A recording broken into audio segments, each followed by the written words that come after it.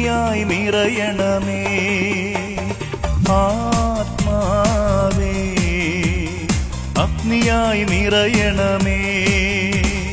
പാപത്തിൻ ശക്തിമേൽ നിന്നഗ്നിയയക്കൂ, രോഗത്തിൻ ശക്തിമേൽ നിന്നഗ്നിയയക്കൂ, ശാപത്തിൻ ശക്തിമേൽ നിന്നഗ്നിയയക്കൂ. ആത്മാവാം ദൈവമേ അഗ്നിയയക്കൂ.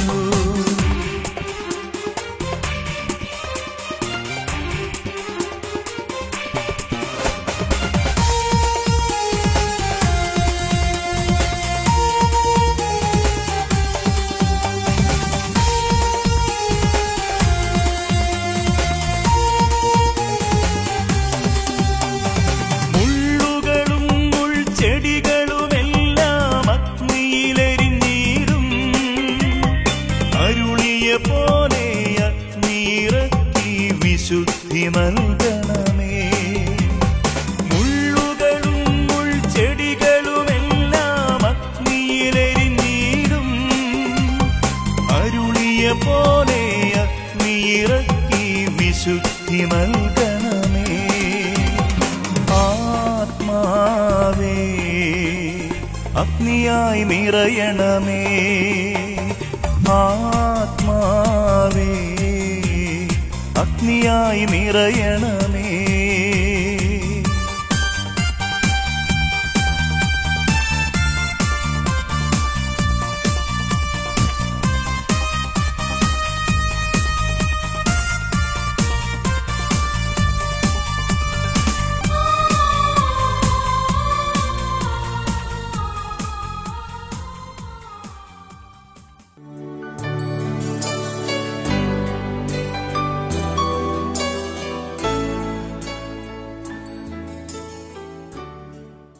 Price the Lord.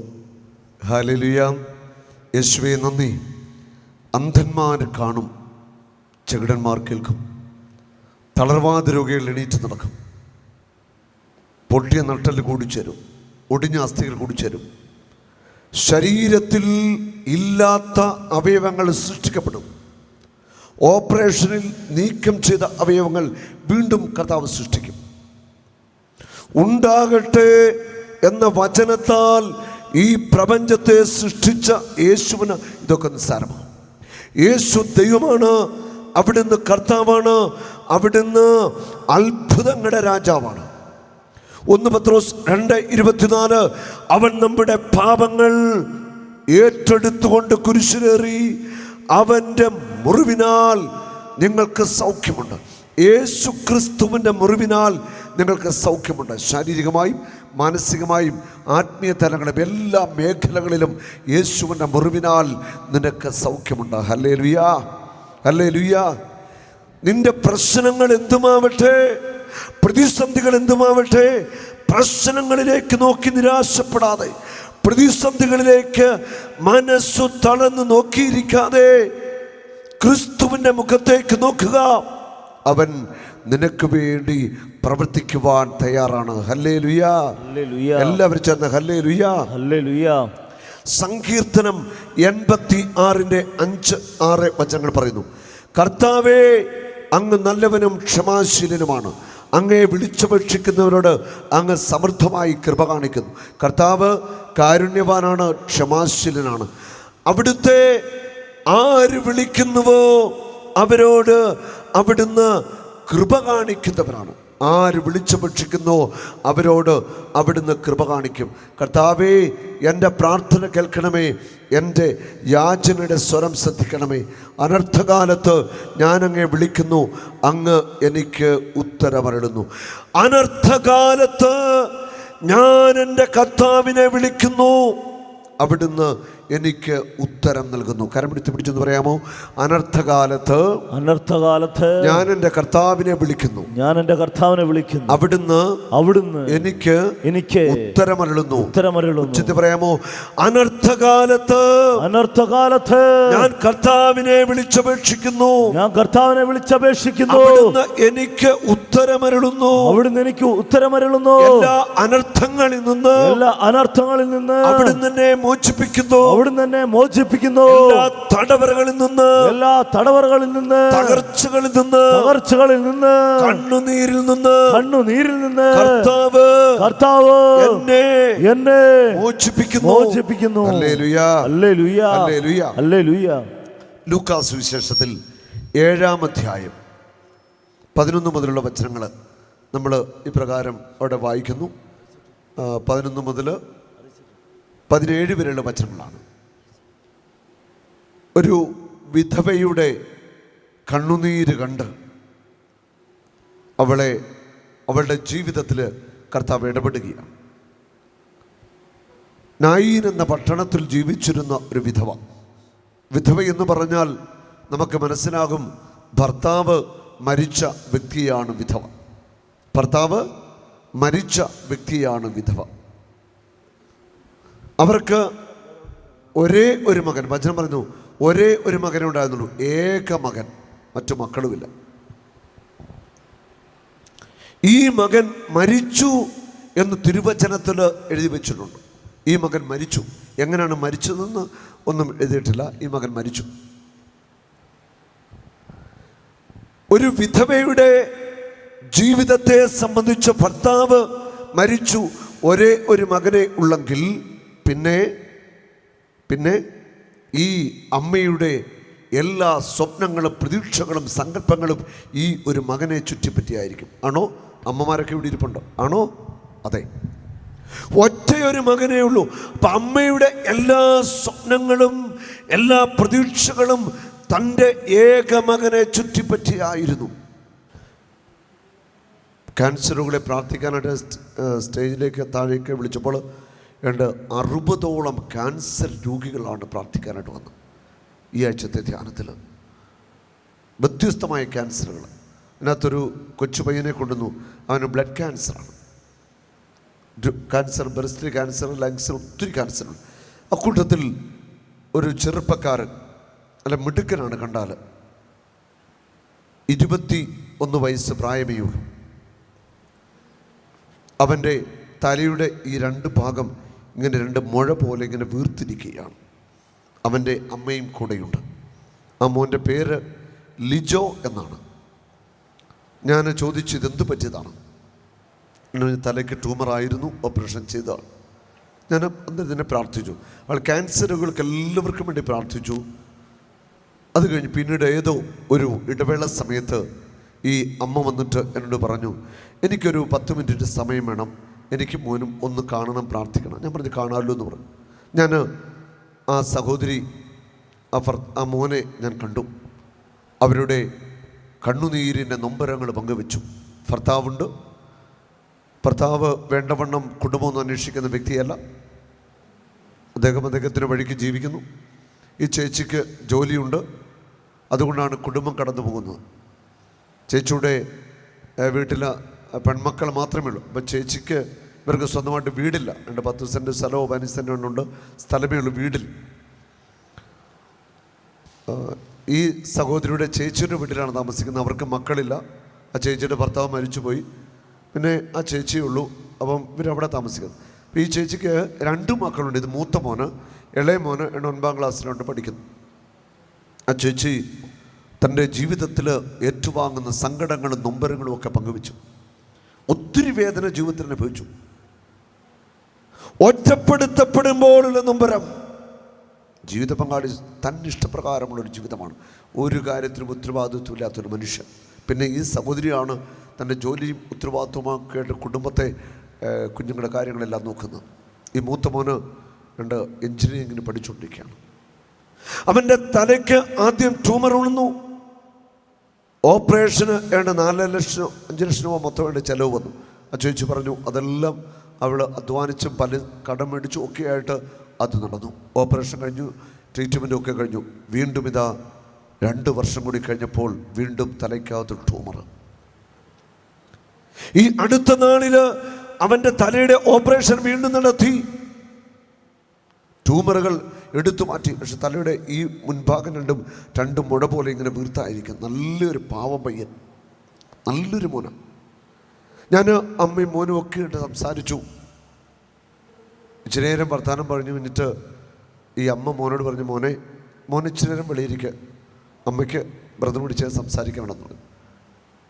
ഞാൻ അവൻ്റെ തലയ്ക്ക് വെച്ചൊക്കെ പ്രാർത്ഥിച്ചു. ഞാൻ പറഞ്ഞു, മോനെ നിനക്കിടെ പ്രാർത്ഥിച്ചോളാം, നിങ്ങളുടെ എല്ലാവരുടെയും പ്രാർത്ഥന ലിജോയ്ക്ക് വേണ്ടി ഞാൻ ചോദിക്കുകയാണ്, ആ മോന് വേണ്ടി പ്രാർത്ഥിക്കണം. പ്രാർത്ഥനയൊക്കെ മേടിച്ച് അവൻ പുറത്തു പോയി ഇരിക്കുക. അതുകൊണ്ട് ഈ അമ്മ എന്നോട് പറയുകയാണ്, അവരുടെ കണ്ണുകളെല്ലാം നിറഞ്ഞൊഴുകി ഭയങ്കരമായിട്ട് കരയുക. ഞാൻ ചോദിച്ചു, എന്താ ചേച്ചി? എന്നെ പറയുകയാണ്, ഡോക്ടർ എന്നോട് പറഞ്ഞു ക്യാൻസർ 4th സ്റ്റേജിലാണ്, ഇനി മോൻ്റെ ആഗ്രഹങ്ങളൊക്കെ എന്താണോ അതൊക്കെ സാധിച്ചു കൊടുത്താൽ മതി, കൂടി വന്നാലൊരു 1.5 വർഷം കൊണ്ട് ജീവിച്ചേക്കും, പരമാവധി അതിൽ കൂടുതൽ അവൻ ജീവിച്ചിരിക്കത്തില്ല. അമ്മ പറയുക, എൻ്റെ കുഞ്ഞിൻ്റെ ആഗ്രഹങ്ങൾ സാധിച്ചു കൊടുക്കാനാണ് ഡോക്ടർ പറഞ്ഞിരിക്കുന്നത്. Price the Lord. എന്താണ് ആശ്വാസം പറയുന്നത്? ഞാൻ കുറച്ച് നേരം സംസാരിച്ചു, പ്രാർത്ഥിച്ചു, ആശ്വാസമൊക്കെ പറഞ്ഞു. ഞാൻ പറഞ്ഞു, പ്രാർത്ഥിക്കാം. ആ മോന് വേണ്ടിയും. ഭർത്താവ് ഒരു ഉത്തരവാദിത്വമില്ലാത്ത മനുഷ്യൻ, ഞാൻ കൂടുതലത് വിശദീകരിക്കുന്നില്ല. പാവം ആ സഹോദരി ഈ മോന് വേണ്ടി, കുഞ്ഞുങ്ങൾക്ക് വേണ്ടി, കുടുംബത്തിന് വേണ്ടി ഇങ്ങനെ അധ്വാനം, നേഴ്സാണ്, ജോലി ചെയ്ത് കഷ്ടപ്പെട്ട് ഈ കുഞ്ഞിന് വേണ്ടി ജീവിക്കുകയാണ്. ഹല്ലേലൂയ. അമ്മയുടെ അധരത്തിലൂടെ പുറപ്പെട്ട നെഞ്ചിനെ കീറിമുറിക്കുന്നൊരു വാക്കായിരുന്നത്, ആ കുഞ്ഞിൻ്റെ മോൻ്റെ ഇഷ്ടങ്ങളും ആഗ്രഹങ്ങളൊക്കെ നീ സാധിച്ചു കൊടുത്താൽ മതി, അവന് അധികം മുൻപോട്ട് പോവില്ല എന്ന്. മകൻ്റെ മരണം മുൻപിൽ കണ്ടുകൊണ്ട് മനസ്സു നൊന്ത് കരയുന്ന ഒരമ്മ. ഇവിടെ അമ്മമാരൊക്കെ ഇരിപ്പുണ്ട്. അമ്മമാർക്കൊക്കെ മാത്രമല്ല അപ്പന്മാർക്കും ഈ വേദന മനസ്സിലാകും. അമ്മയ്ക്ക് മാത്രമല്ലല്ലോ വേദന, അപ്പനും വേദനയുണ്ട്. ഇവിടെ നമ്മൾ കാണുകയാണ്, വിധവയുടെ ഏക മകൻ അവൻ മരിച്ചു. എങ്ങനെ മരിച്ചുവെന്ന് വചനത്തിൽ പറഞ്ഞിട്ടില്ല, അവൻ മരിച്ചു. അവൻ്റെ മൃതശരീരം വഹിച്ചുകൊണ്ട് നായീൻ എന്ന പട്ടണത്തിലൂടെ ശവസംസ്കാര യാത്ര കടന്നു വരിക, വിലാപയാത്ര കടന്നു വരിക. എല്ലാവർക്കും സങ്കടമാണ്. കാരണം ഈ അമ്മയെ സ്നേഹിച്ചവർക്ക്, നാട്ടുകാർക്ക് എല്ലാം സങ്കടമാണ്. കാരണം അമ്മയ്ക്ക് ഒറ്റ മോനേ ഉള്ളൂ. മോൻ മരിച്ചുപോയ ആ വലിയ സങ്കടം. ഒരുപക്ഷെ ചിലരെങ്കിലുമൊക്കെ ചിന്തിച്ചിട്ടുണ്ട്, ഈ ദൈവം എന്തിനാ ആ മോനെ കൊണ്ടുപോയത്? ഒരിക്കൽ ഒരമ്മ എന്നോട് ചോദിച്ച ഒരു ചോദ്യമാണ്. അമ്മയ്ക്ക് ഒറ്റ മകനേ ഉള്ളൂ. ധ്യാനത്തിന് വന്നപ്പോൾ എന്നോട് ചോദിച്ചതാ, ബ്രദറെ, എൻ്റെ കുഞ്ഞിനെ എന്തിനാ ദൈവം കൊണ്ടുപോയത്? എൻ്റെ കുഞ്ഞിനെ എന്തിനാ ദൈവം കൊണ്ടുപോയത്? ഒറ്റ ഒരു മോനേ ഉള്ളൂ, അവൻ മരിച്ചു, വാഹനാപകടത്തിൽ മരിച്ചു.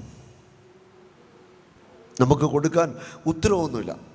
അതിന് ഞാൻ കൊടുത്ത ഉത്തരവ് ഇതാണ്: ക്രൂശിലേക്ക് നോക്കുക, ക്രൂശിൽ വേദന കൊണ്ട് പിടയുന്ന യേശുവിലേക്ക് നോക്കുക. പിതാവായ ദൈവം മനുഷ്യവർഗത്തിൻ്റെ പാപങ്ങൾ ഏറ്റെടുക്കുവാൻ വിമോചനത്തിനായിട്ടും അങ്ങനെ വിട്ടുകൊടുക്കുക. കുരിശിൽ മനുഷ്യന് വേണ്ടി, മനുഷ്യ മക്കൾക്ക് വേണ്ടി മോചനത്തിന് തൻ്റെ പുത്രനെ പിതാവ് വിട്ടുകൊടുത്തു. അവൻ്റെ മുറിവിലേക്ക് നോക്കുക. ഞാൻ പറഞ്ഞു, അമ്മേ, അവൻ്റെ മുറിവിലേക്ക് നോക്കുക. അവിടെ മാത്രമേ അമ്മയ്ക്ക് ആശ്വസിക്കാൻ പറ്റൂ. ഞാൻ വേറെ ഉത്തരവൊന്നും പറഞ്ഞില്ല. ഈ വിധവയുടെ ഹൃദയം നീറുകയാ. വിലാപയാത്രയിൽ ധാരാളം പേരുണ്ട്. ധാരാളം പേര് സങ്കടത്തോടെ വിലാപയാത്രയിലുണ്ട്. യേശുവും ശിഷ്യന്മാരും നായീൻ എന്ന പട്ടണത്തിൻ്റെ തെരുവിലൂടെ നടന്നു വരികയാണ്. അവിടെ വചനത്തിൽ പറയുന്നു, ലൂക്ക 7:14, അവളെ കണ്ട് യേശുവിന് മനസ്സലിഞ്ഞു. യേശു അവളുടെ അടുത്തേക്ക് ചെന്നു. എന്നിട്ട് പറഞ്ഞു, മകളെ, നീ കരയണ്ട. അവളെ കണ്ട് യേശുവിന് മനസ്സലിഞ്ഞു. ഇവിടെ ഇരിക്കുന്ന പലരുടെയും കാര്യങ്ങൾ ഓർക്കുമ്പോൾ യേശുവിൻ്റെ ഹൃദയം അലിയുകയാണ്. അവിടുത്തെ ഹൃദയം അനുകമ്പയുള്ള ഹൃദയമാണ്, കരുണാർദ്രമായ ഹൃദയമാണ്. ആ വിധവയുടെ നൊമ്പരമോർത്തപ്പോൾ യേശുവിൻ്റെ മനസ്സ് അലിഞ്ഞു. നമ്മുടെയൊക്കെ വേദനകളിലും ദുഃഖങ്ങളിലുമൊക്കെ യേശുവിന് നിശ്ചയമായിട്ടും മനസ്സലിവുണ്ട്. അവിടുന്ന് കരുണ കാണിക്കും. യേശു പറയുന്നു, കരയണ്ട. അവളോട് പറയുക. അവളെ കണ്ട് മനസ്സലിഞ്ഞ് യേശു അവളോട് പറഞ്ഞു, മകളെ, നീ കരയണ്ട. അതിനുശേഷം യേശു അവൾക്ക് വേണ്ടി ഒരു വലിയ പ്രവൃത്തി ചെയ്യുകയാണ്.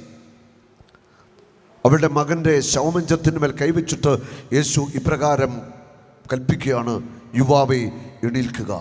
യുവാവ് ജീവൻ പ്രാപിച്ച് എണീറ്റു.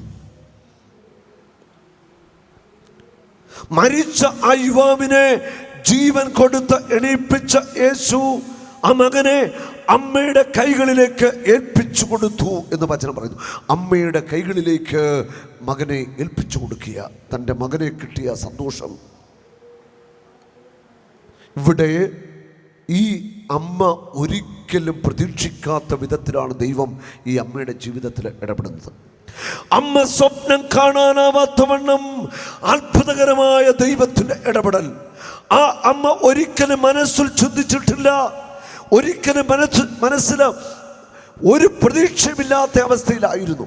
തൻ്റെ മകൻ മരിച്ചു, ഇനി മുൻപിൽ ഒന്നുമില്ല. ഭർത്താവ് നേരത്തെ മരിച്ചു, ഒരു മകനുണ്ട്, അവനും പോയി. ഇനി എന്താണ് എൻ്റെ ജീവിതം? എല്ലാ പ്രതീക്ഷകളും അസ്തമിച്ചു. പ്രതീക്ഷകൾ അസ്തമിക്കുമ്പോൾ, നമുക്ക് വേണ്ടി വാതിലുകൾ അടഞ്ഞു പോകുമ്പോൾ, നമ്മൾ ഇറങ്ങിത്തിരിക്കുന്ന കാര്യങ്ങളിൽ തകർച്ചകളും പ്രതിസന്ധികളും വരുമ്പോൾ ഓർത്തുകൊള്ളുക, അടഞ്ഞ വാതിലിന്റെ അപ്പുറം യേശു നിൽപ്പുണ്ട്. നിന്റെ പ്രതീക്ഷകൾ അസ്തമിക്കുമ്പോൾ നിനക്ക് വേണ്ടി അത്ഭുതങ്ങൾ ചെയ്യാൻ യേശു നിന്റെ കൂടെയുണ്ട്. എല്ലാ പ്രതീക്ഷകളും അസ്തമിച്ച് എല്ലാം ജീവിതത്തിൽ എല്ലാം തകർന്നുവെന്ന് കരുതിയ ആ അമ്മയുടെ ജീവിതത്തിൽ യേശു ഇടപെടുകയാണ്. ഇതാണ് ദൈവത്തിൻ്റെ ഇടപെടൽ. യേശു നിങ്ങളുടെ ഓരോരുത്തരുടെയും ജീവിതത്തിൽ ഇടപെടും. ആരും സംശയിക്കണ്ട. എല്ലാ പ്രതീക്ഷകളും അസ്തമിച്ചു എന്ന് തോന്നുമ്പോൾ ഓർത്തുകൊള്ളുക, ഒരു വലിയ കാര്യം കർത്താവ് നിങ്ങൾക്ക് വേണ്ടി ചെയ്യാൻ ആഗ്രഹിക്കുന്നു. ആ പ്രതീക്ഷകൾ എല്ലാം നഷ്ടപ്പെട്ട അമ്മയുടെ അടുക്കലേക്ക് യേശു ചെല്ലുകയാണ്. അവളെ കണ്ട് മനസ്സലിഞ്ഞ് യേശു പറയുന്നു, മകളെ നീ കരയണ്ട, നീ സങ്കടപ്പെടണ്ട.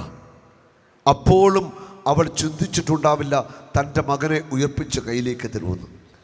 നീ ചിന്തിക്കുന്നതിൻ്റെ അപ്പുറമുള്ള ഒരു ദൈവപ്രവൃത്തി നിനക്ക് വേണ്ടി നിന്റെ തകർച്ചയിൽ കർത്താവ് ചെയ്യാൻ പോകുകയാണ്. നിന്റെ പരാജയത്തിൽ നീ ചിന്തിക്കുന്നതിനും വലിയ ഒരു പ്രവൃത്തി ദൈവം ചെയ്യാൻ പോകുകയാണ്. പ്രതീക്ഷകളും സ്വപ്നങ്ങളും തകിടം മറിയുമ്പോൾ നമുക്ക് വേണ്ടി കർത്താവ് പ്രവർത്തിക്കാൻ ഇങ്ങനെ റെഡിയായിട്ട് നിൽക്കുക. നീ എന്ത് ചെയ്യണം? നീ നിന്റെ ദൈവത്തിൽ ഒന്ന് പൂർണ്ണമായിട്ട് ആശ്രയിച്ചാൽ മതി. ബാക്കി ദൈവം നമുക്ക് വേണ്ടി ചെയ്യാൻ റെഡിയാണ്. ഹല്ലേലൂയ. എല്ലാവരും ചെന്ന് ഹല്ലേലൂയ. യേശുവേ നന്ദി, യേശുവേ നന്ദി, യേശുവേ സ്തുതി, യേശുവേ സ്തുതി, പരിശുദ്ധാത്മാവേ നന്ദി, പരിശുദ്ധാത്മാവേ നന്ദി. ആ വിധവയുടെ മകനെ യേശു ഉയർപ്പിച്ച് അമ്മയുടെ കയ്യിലോട്ട് കൊടുക്കുക. പിന്നെ എന്ത് സംഭവിച്ചു കാണും? അമ്മമാരെ എന്ത് പറയുന്നു? പിന്നെ എന്ത് സംഭവിച്ചു കാണും? ഇവിടെ ഒന്ന് പറയാമോ? മരിച്ച മകനെ ജീവനോടെ അമ്മയ്ക്ക് കിട്ടുക. ആ അമ്മ ഹാർട്ട് അറ്റാക്ക് ഉണ്ടായി മരിക്കാഞ്ഞത് ഒരു ദൈവത്തിൻ്റെ പ്രത്യേക കൃപയാണ്. എന്തായിരിക്കും അമ്മയുടെ ആ ഹൃദയത്തിലെ സന്തോഷം? വിവരിക്കാനാവാത്ത സന്തോഷം. ഇന്നുവരെ ജീവിതത്തിൽ അനുഭവിക്കാൻ സാധിക്കാത്തവണ്ണമുള്ള വലിയ ഒരു സന്തോഷം ആ അമ്മയ്ക്ക് യേശു നൽകുകയാ. Praise the lord. മരിച്ച മകനെ തിരിച്ചു കിട്ടിയ അമ്മയുടെ വലിയ സന്തോഷം, വലിയ സന്തോഷം അമ്മയ്ക്ക് അടക്കാനാവാത്ത ആഹ്ലാദവും സന്തോഷം കൊണ്ട് ഹൃദയമെല്ലാം നിറയുക. Praise the lord. ഇനി മകനെ അമ്മയ്ക്ക് തിരിച്ചു കൊടുത്തു. അടുത്ത വചനം പറയുന്നു, അവിടെ ഉണ്ടായിരുന്ന ജനക്കൂട്ടം ദൈവത്തെ സ്തുതിക്കുവാൻ തുടങ്ങി. ജനക്കൂട്ടം ആർത്തു വിളിച്ച് ദൈവത്തെ സ്തുതിക്കുകയാണ്. ജനക്കൂട്ടം ദൈവത്തെ സ്തുതിക്കുകയാണ്, എല്ലാം മറന്ന്. കാരണം അവിടെ കൺമുമ്പിൽ അവർ കാണുകയാണ് മരിച്ച മനുഷ്യൻ ജീവൻ പ്രാപിച്ചെഴുന്നേറ്റ് വരുന്നു. മരിച്ച യുവാവ് ജീവൻ പ്രാപിച്ചെഴുന്നേറ്റ് വരുന്നു. യേശു ചെയ്ത ഒരു മഹാത്ഭുതത്തെ കൺമുമ്പിൽ കണ്ടിട്ട് അവരെല്ലാവരും ദൈവത്തെ സ്തുതിച്ചു. വിലപിച്ചു വന്നവർ ദൈവത്തെ സ്തുതിക്കുന്ന കാഴ്ചയാണത്. വിലാപയാത്ര സ്തുതിപ്പിന്റെ ഒരു സമൂഹമായിട്ട് മാറുകയാ. കണ്ണുനീരോടെ വന്നവർ ആനന്ദിച്ചു ദൈവത്തെ സ്തുതിക്കുകയാ. ഉറപ്പാണ്, ഇന്ന് കണ്ണുനീരോടെ ഇവിടേക്ക് വന്നവരെല്ലാം ആനന്ദത്തോടെ ഇവിടുന്ന് മടങ്ങത്തുള്ളൂ. ജെറമിയ 31:9 അവർ കണ്ണുനീരോടെയാണ് വരുന്നത്. അവർ സന്തോഷത്തോടെ തിരിച്ചു മടങ്ങും. വിലപിച്ചു വന്ന് സങ്കടപ്പെട്ടു വന്ന ജനക്കൂട്ടം ദൈവത്തെ സ്തുതിച്ചാർത്തു വിളിക്കുന്ന കാഴ്ചയാ അവിടെ വചനത്തിൽ നമ്മൾ കാണുന്നത്. നമ്മുടെ കണ്ണുനീരും സങ്കടങ്ങളും കർത്താവ് ഏറ്റെടുക്കും. ഹൃദയം തുറന്ന് ആർത്തു വിളിച്ച് കർത്താവിനെ ഒന്ന് സ്തുതിക്കാനൊക്കെ നമുക്ക് കഴിയേണ്ടിയിരിക്കുന്നു. ഹല്ലേലൂയ. നിനക്ക് മുൻപിൽ എല്ലാ വാതിലുകളും അടയ്ക്കപ്പെട്ടാൽ ഉറപ്പായിട്ട് വിചാരിച്ചുകൊള്ളുക, വലിയ ഒരു വാതിൽ നിനക്ക് മുൻപിൽ കർത്താവ് തുറക്കുവാൻ ഒരുക്കി വെച്ചിട്ടുണ്ട്. കരമടിച്ച് കർത്താവിനെ സ്തുതിക്കട്ടെ. ഹല്ലേലൂയ, ഹല്ലേലൂയ, ഹല്ലേലൂയ. കരമുയർത്തി അടിച്ച് വലിയ വിശ്വാസത്തോടുകൂടി ഉണർവോടെ ശക്തിയുടെ കരമടിച്ച് അതിൽ നിന്ന് വിളിക്കാമോ? യേശുവേ, യേശുവേ, യേശുവേ. Hallelujah, hallelujah.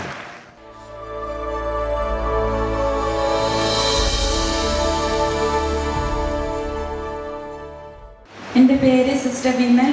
പാലായിൽ നിന്ന് SH ബ്രോൺഷ് ഹൗസിൽ നിന്നാണ് വരുന്നത്.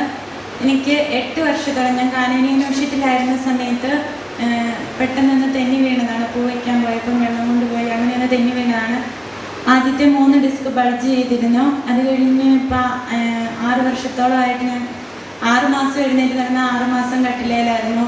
അത് കഴിഞ്ഞ് മൂലമറ്റ ആശുപത്രിയിൽ പോയി, ഞങ്ങളുടെ തന്നെ ആശുപത്രിയിൽ പോയി 1.5 മാസത്തോളം രാത്രിയും പകലും ട്രാഷനായിട്ടൊക്കെ കിടന്നിട്ടുണ്ട്. കഴിഞ്ഞ വർഷം യൂണിറൈറ്റ് ആയിരുന്നു എനിക്ക്. അപ്പോൾ കംപ്ലീറ്റ് ഒരു ക്ലാസ്സിൽ പോലും ഞാൻ പോയിട്ടില്ല. കംപ്ലീറ്റ് കിടക്കുമായിരുന്നു. മെഡിക്കൽ സെൻറ്ററിൽ പോയി മരുന്ന് മേടിച്ച് കഴിക്കും, തിരിച്ചു വന്ന് അതേപടി കിടക്കും. ഇത് കഴിഞ്ഞ് ഇപ്പം വന്ന് ഞാൻ ജോലി ചെയ്യുന്ന SH ട്രെയിലറിങ് സെൻറ്ററിലാണ്. എൻ്റെ തുണികളൊക്കെ വെട്ടി കഴിഞ്ഞ 2 ആഴ്ചയായിട്ട് ഭയങ്കരമായിട്ട് വേദന കൂടി ആശുപത്രിയിൽ ചെന്ന് മരുന്ന് മേടിച്ചു. കിടന്നില്ല, നടക്കുന്നുണ്ട്. ഞാൻ വേദനയാണെന്ന് പറഞ്ഞില്ല, കുറഞ്ഞു എന്നും പറഞ്ഞ്. അപ്പം ഞാൻ സിസ്റ്ററിനോട് ഇങ്ങനെ പറയുന്നുണ്ടായിരുന്നു, എനിക്കൊരു ധ്യാനത്തിന് പോകണം എന്നുള്ള ഒരു ശക്തമായ ആഗ്രഹം ഉണ്ടായിരുന്നു. ഇവിടെ വന്ന് ഈ ആദ്യത്തെ 4 ദിവസമായിട്ട് എനിക്ക് മരുന്ന് കഴിക്കുന്നില്ലായിരുന്നു. അപ്പം ഞാൻ സിസ്റ്ററിനോട് പറഞ്ഞു, എൻ്റെ കൂടെ കിടക്കുന്ന സിസ്റ്ററിനോട് ഞാൻ പറഞ്ഞില്ല, ഞാൻ മരുന്ന് കഴിച്ചില്ല സിസ്റ്റർ, എനിക്ക് നേരെ മലർന്ന് കിടക്കാൻ പറ്റത്തില്ല, ഞാൻ കമന്നാണ് കിടന്നുകൊണ്ടിരുന്നത് ഇത്രയും നാൾ. ഒരു കൈപ്പത്തി ഇങ്ങനെ മടക്കി വെക്കാൻ പറ്റത്തില്ല, നീരുണ്ട് എൻ്റെ പുറത്ത്.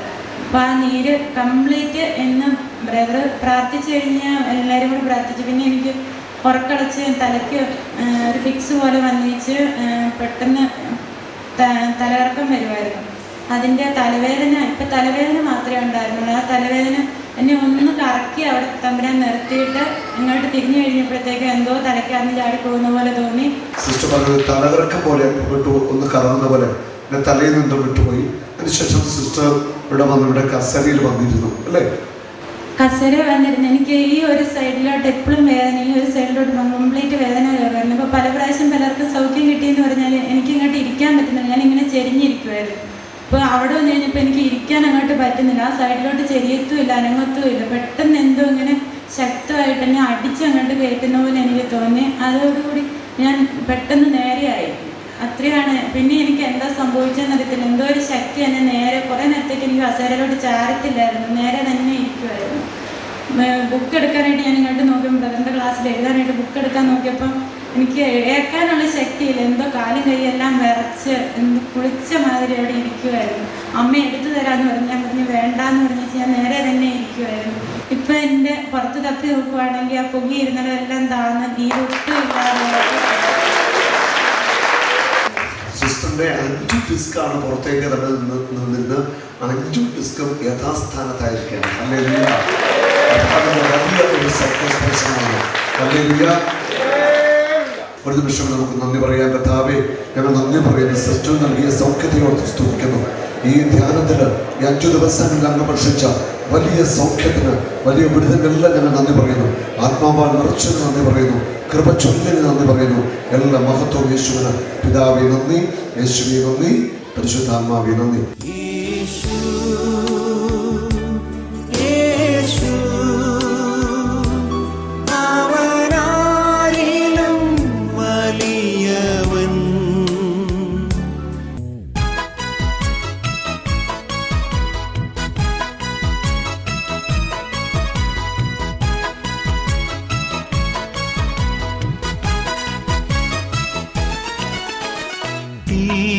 ജ്വാലയാ റൂഹായി വരേണമേ, തീ ജ്വാലയ റൂഹായേ വരേണമേ ആത്മാവിൽ നിറയേണമേ അഭിഷേകം ചെയ്യണമേ ആത്മാവിൽ നിറയേണമേ അഭിഷേകം ചെയ്യണമേ റൂഹായേ വരേണമേ അഭിഷേകം ചെയ്യണമേ റൂഹായേ വരേണമേ അഭിഷേകം ചെയ്യണമേ